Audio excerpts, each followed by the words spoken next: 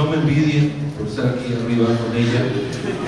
Yo sé que algunos quisieran estar aquí sentados. Es un placer estar aquí en nuestra casa. Welcome to the Anahuac University. This is our home.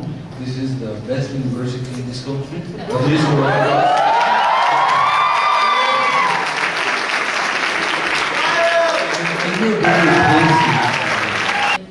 You don't know how many people they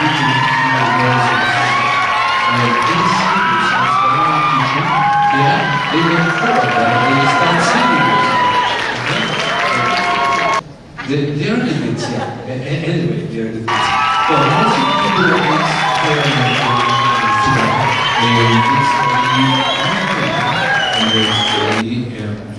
enterprises. They're very interested in knowing a lot of things that you can tell them about your life, about how you get in here, how you do, and how difficult it is. But let's start with something. And they're going to make some questions later.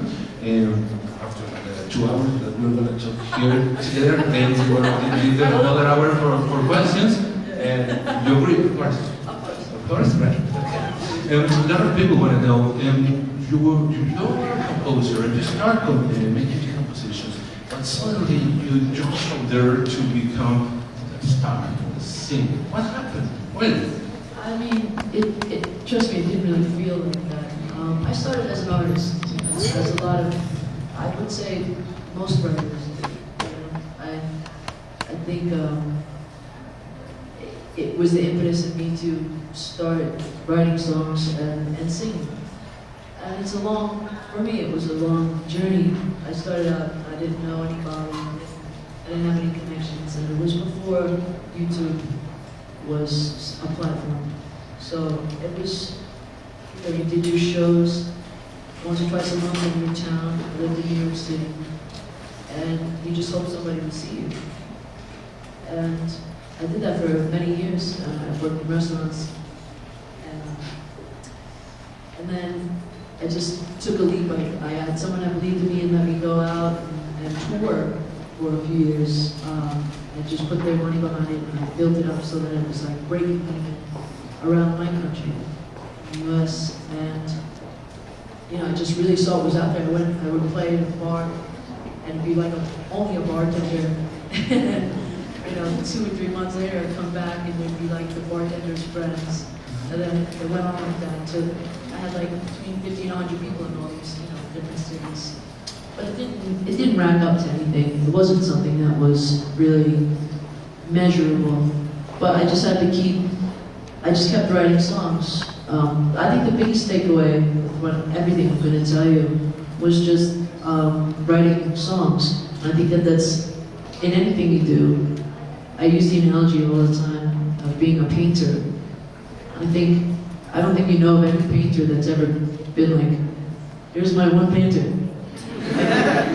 Here's my 2 paintings.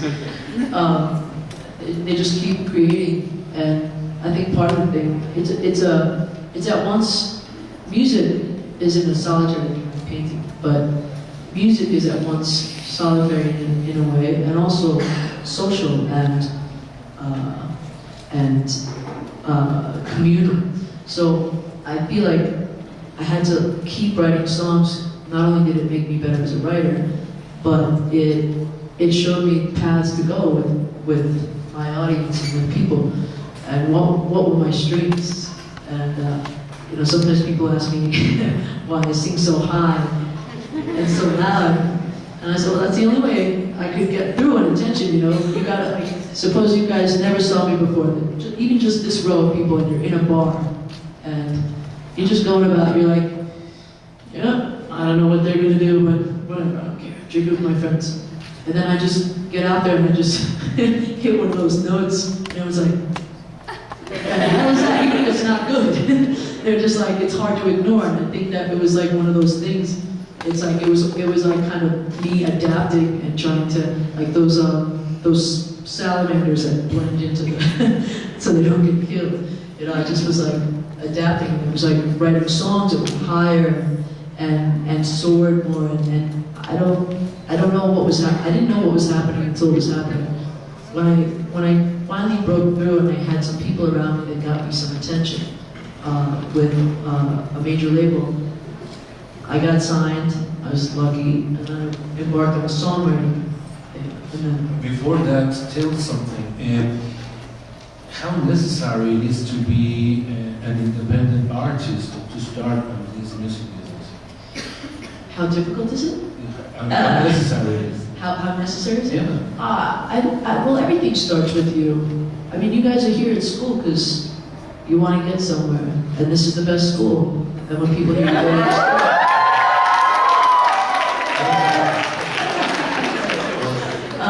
so you go to this school, and that's like, but that's just the beginning. Everyone, once it gets, that's going to get old after you get out of here. And you're like, I went to my school, and you love it, and everyone from there is like, does well. Then you got to prove yourself again. So an independent artist, you're just proving yourself over and over. Any artist is proving themselves. Any artist, even on your next record, you got to prove yourself. So I think you learn very quickly as an artist that it's just an ongoing process of more, and we live in this now very quickly digestible culture where we're just constantly inundated with things that we want more. So it's even a little bit harder because now you gotta do more. Is New York enough to inspire you in the beginning? New York inspired me to run really fast, to just keep going. I felt New York for me was too chaotic. Ultimately, I didn't realize it at first. It was too vertical, too chaotic. I didn't feel like my artistic soul was able to spread out and think. To be honest, some people don't feel that way. They get the kinetic energy and they love it, but I felt a little boxed in. Is it easier to compose and to write music when you're sad, or do you like it more when you enjoy life? It's both. I have to process it. I've written the saddest songs ever when I was just stoked. So, like, I bring the whole party down. Yeah. It depends, man. I think everybody does, but I have multiple personalities and I never know what's going to happen. No, but truly, it's just and I just let them flow. Once you get to a major level, do the doors open easily? No, I know. it's horrible. No, it's everybody's. I've had so many scenarios. I mean, if I put it into perspective for you, I've had 7 labels. I've been on 7 deals in the States. I've had 4 major label deals and 3 indie deals, and I think 5 of them I've been dropped from. So. And you could say, we were just talking in the car, you could say I've been dropped from a record label. It's like, oh, it sucks. But it really hurts, It's like getting told, hey, we thought you were something. You're not. Sorry. Sometimes they make mistakes and they let go very hard. I will tell you, as far as my favorite part of my whole story is that I was dropped from my last record label, Warner Brothers, sorry. I love people at Warner too, they're still with me or whatever, but I was dropped from Warner Brothers after the whole regime changed. All the people that believed in me were gone, and the new people invited me in, and I played them Lost on You, and I played them Muddy Waters, and I played them Strange. And I got dropped 2 or 3 weeks later. Shit happens. Don't worry. Well, you're happy right now. Yeah. You're having a lot of success with your new record label and people from. That's the thing, you gotta focus on the good, right? It's part of life. Yeah. You have to. This is life. Yeah. Talking about life, talking about music business, and you have been telling us about your record labels, independence, and things like that. And a lot of these guys are going to be sometimes on the media, others are going to be behind you, like a manager, like a broker, or things like that. How important are all these teams that work with you? Because everybody knows and see LP, and they say, wow, there's LP and she's great. And you have a team, you have a lot of people surrounding you, working with you. I have managers, my two of them are here tonight, not the three. Mark Jordan and Ian McKinley and Nick Bobetsky. And they've been with me, well, Ian and Mark have been with me for almost 10 years. And I think everything's better when it's like a family and you feel like you can trust these people with your life. You know, I'm always happy for an artist when I see that they've, you know, like someone like Bruce Springsteen who's been with this manager since the beginning. I don't even think they have paper. Did you hear that, Mark? They don't have paper. Just kidding. Yeah, and I think that there's nothing better than, because also you get to celebrate. It's like being with your friends. And my agent is very similar, same thing. How long have they been with you? My agent? Yeah. Since 2011. Okay. A lot. Yeah, long time. Everybody knows your whistles. Your whistles are more famous than any other. Where did you learn to whistle? In New York? You know, it's a kind of a private thing you do. You just like. No, but you do it. Hello. It's not unlike masturbating. No, I'm just kidding. It's just something you like work on by yourself. Because everybody whistles when they go out taking a bath. Everybody whistles. I like to whistle. I'm always, you know, when I see someone that can really sing, like in the supermarket, and they're just like singing their ass off, I'm like, okay. I get it, you can sing, you know. I don't like to sing, like just, you know, in public while I'm not performing. I like, whistling is like the thing I like when I'm shopping, I whistle. People come to you and say, hey, you're the one that sings, and start whistling to something. Sometimes people whistle at me, yeah. Okay. No, you Not like that. you have made a trademark for it. Well, you know, I feel like I took one of my favorite things that I feel like I was able to do was take two things that are super gimmicky, like the ukulele and whistling, The ukulele. and make them okay. I think we're gonna lead some questions to people that are here. Creo que es oportunidad de que se buscan, que vean, piquen cuáles son los saludos de Anahuac. I just want to ask, is there any moment in your career that you feel like you would want to repeat, like a moment in specific that you say that's something that marked the before and after of my love relationship with music?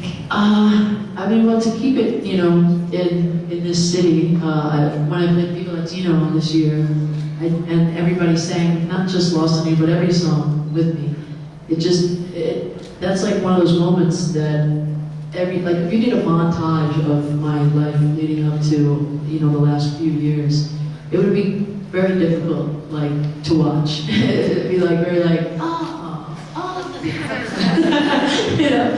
So moments like that are always going to be etched in my mind. You know, I think the first time I ever got a cut, when I got the first cut with the Backstreet Boys, that was something that I think I realized. Oh, you know, I was finally felt validated as a songwriter.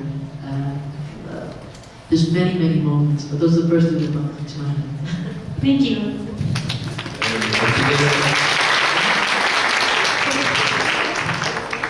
Well, I'm Regina, and I want to ask you, which is your musical purpose? I mean, what do you seek when you're writing a song, when you're composing, and where you're on a stage singing? In first place for you, I suppose, and in the second place for your fans.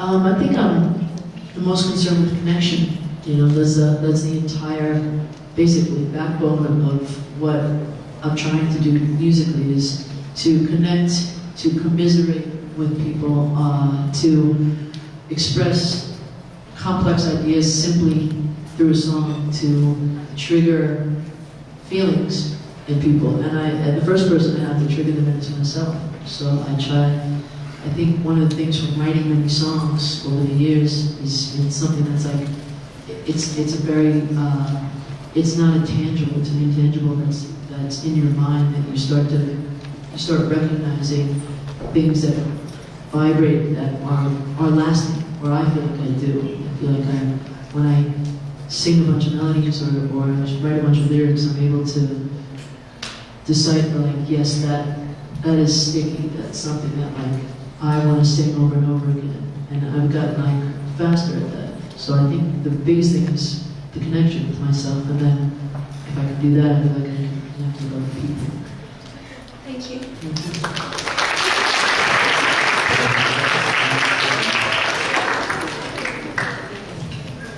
Hello, I'm Fatima. First of all, I love you. I'm a bit nervous right now, but what is your best piece of advice for someone who wants to start making music? Not to sound like a broken record, but I think it's songwriting. I think it's as many songs as you can write, maybe collaboration with other people to help you grow and learn, and just like anything, you know, you sit down with people and you talk about things, and you write songs with those people, and it's education. See, I feel like I got so lucky when I thought I was just going to be a writer, which was like kind of like a 2-year period, and I just did endless sessions, and it was one of the best things. It brought me back to being an artist, really, because I found myself more so when I just let go and kind of understood what other people do and how they do it, and what I liked about how I did things, and I think just constant songwriting. Thank you so much. Tenemos también algunas preguntas, vamos a, para que no digan que soy de centro, vamos a la derecha. Who would you like to collaborate that you haven't done with yet? I pretty much, I think it's more like, who wants to collaborate with me? I'm very like shy about stuff, like, you know, even like romantically, I'm like, no? Oh, you do? Oh, cool. I play poetry. Hi, my name is Gonzalo, and I'm a singer myself, and I would like to know, what do you think about, like here, for example, here in Mexico, there's this tendency, and the most popular music is like reggaeton, for example. And like, how hard is it for an artist to stay true to his or her values and like goals towards what kind of music I want to create, and how many people will like it, how much will it be listened to, and how hard is it to stay true to that? It's the hardest thing, if you want to know. It really is. It's the hardest thing to stay true to what you want to do. My opinion is that, as they say, there's nothing new under the sun, you know, but I think it's all in the combinations. If you look at any artist that you admire, I feel like you can see some of their influences maybe, but as they dial it in more, it's less influences, it's their take on things, and it's a combination. Like, you see someone like Lady Gaga or something like that, and you can see different things that have affected her in her life, but she's combined them in such a way with her music and worked on her music to an extent that it's its own thing. And I think that's the hardest part, is when you feel yourself pulling away and becoming your own thing. I used to have people come up to me and tell me the people I sounded like, and I remember for a long time, like, it was like a couple of years had gone by and no one told me I sounded like anyone for a while. And it was like, oh, maybe I got away from that. But I think it's a part of the beginning process. It's not something to be ashamed about, or something to rush, or something to be scared of. Just keep doing your thing and become this yourself and those influences. Thank you.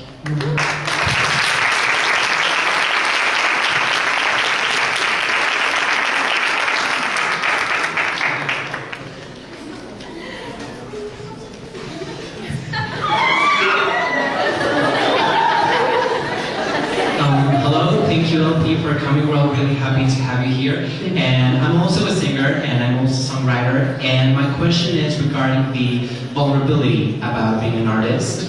And my question is, whenever you are an artist and this case, a songwriter and a singer, you experience a certain kind of vulnerability that not many people experience. So, I mean, for starters, your friends and your family just get to hear your feelings straight away, just written down on paper and melodies and everything. And my question is, how do you feel when that level of vulnerability has reached millions of people? How do you feel about just strangers knowing your deepest feelings and how you feel? Very vulnerable.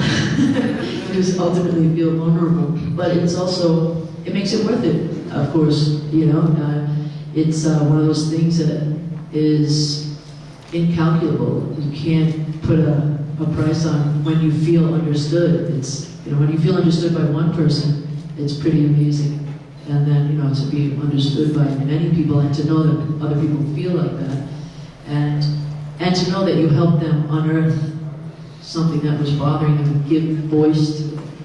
That's, you know, that's something to strive for, I think, and that's, you know, that's what is becomes something that is the driving force to try to get there. Thank you very much. So, Hagamos una pregunta de este lado, no del otro lado, no digan que no. Vámonos con los de acá, derecho. Una más, que nada más queda una pregunta, así es que la más eufórica. Hi, first, I'm sick. I'm sorry. Well, you used to write for other artists, and I'd like to know what's the difference between the process writing for other artists and writing your own songs? it can be different, it depends. Sometimes when I write with another artist, that's when I feel like it's the most obvious, because then I try to really, because they're right there, so I can really talk to them about what's bothering them, what's on their mind. When I'm just writing, often a lot of songs are songs that I had already that people would say that. So I try to, when I'm writing a song, I always try to be universal. Sometimes when I absolutely know a song is for me, I put more details of my life in it. It's a little bit more, specific. But when I'm writing for somebody else, I used to, once in a while, I would early on in the state of, I was writing for an artist that had just broken up with her boyfriend, and I wrote this really sad song about it, thinking like she's heartbroken. And then I wrote with her like 3 weeks later, and she was like, "No, we're friends, we're still as mutual." I was like, okay. I was like, you don't know what's going on in my head, so I just was like, usually I just try to make it as universal as I can, and then I often get more cuts for other artists when I write with them too, because then I can really get to know what they're talking about, or what's going on in their head, and I can feel. When I had to write with other people for myself, there's something that songwriters do. It's like they intuit. They're very intuitive people usually. Most songwriters, they can read you as you come in the door and kind of start guessing where you're from. It's very powerful. It's an interesting trait that I found a lot of really good songwriters have. But to answer your question, I think it's pretty the same. Just try to write melodies that feel like they would last. Can I say something else?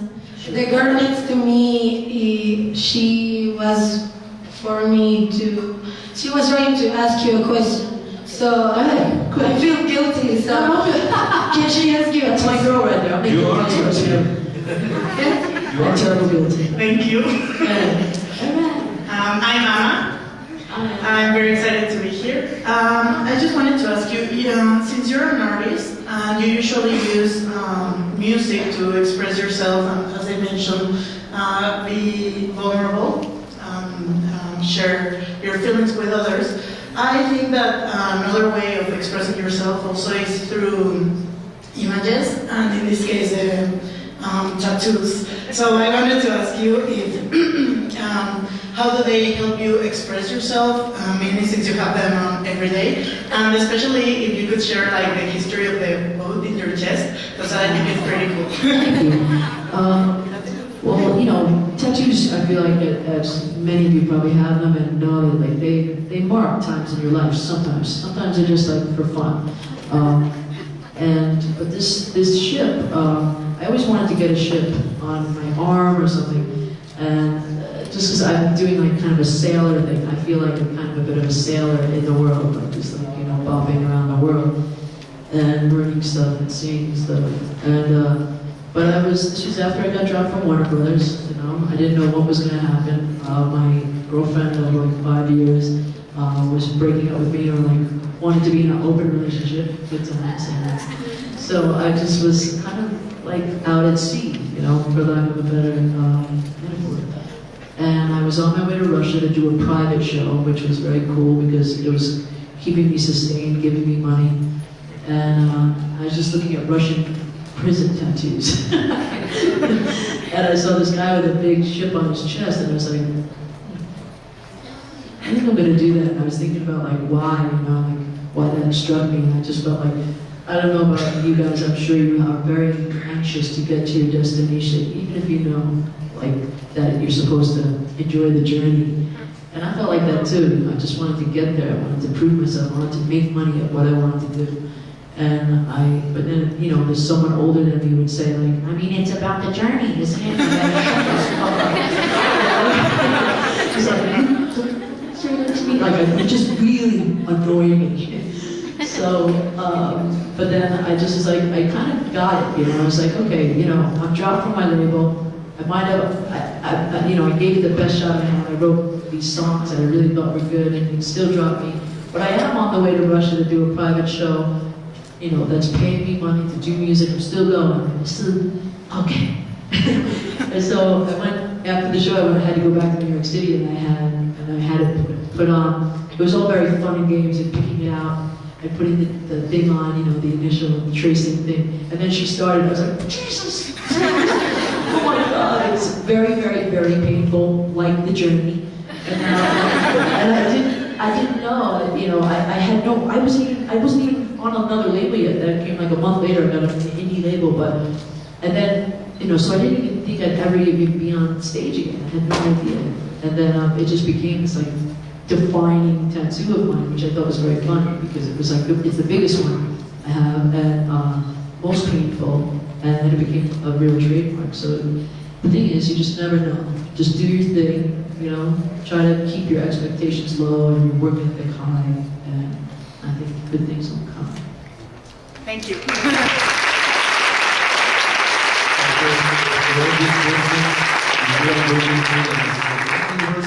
This is the best university. Your